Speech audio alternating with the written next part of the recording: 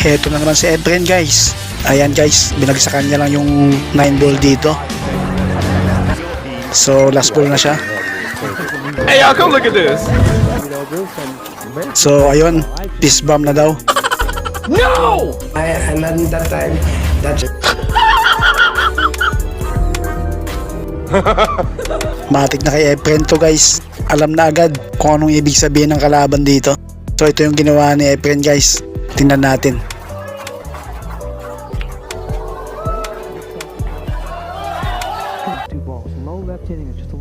What? Grabe guys. Isa itong real bank shot.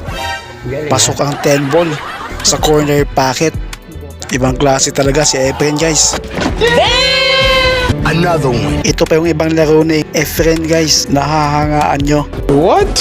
Tingnan nyo yung tira niya dito sa 4 ball guys.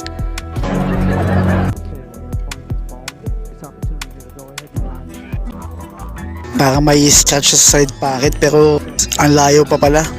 Ang ganda ng pagkakapina niya guys. Sa pool na sa pool. Sa corner pocket. What? Ang masaklap pa nito guys, hindi naging maganda yung posisyon ng cue ball papunta sa 5 ball dahil may nakabarang 9 ball na may corner pocket.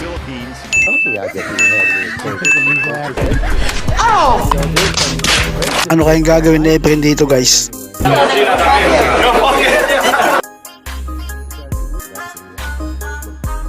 Lucky baby.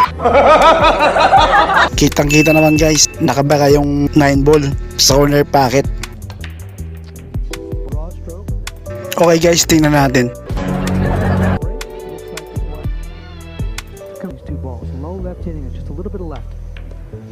What? Grabe guys, madisyakte talaga si Efren. Walang kuha dito sa corner pocket. Sa kabilang pocket naman niya ito kinuha. Grabe talaga. Ang lupit talaga ng Pinoy legend. Wala. I think I need luck every time.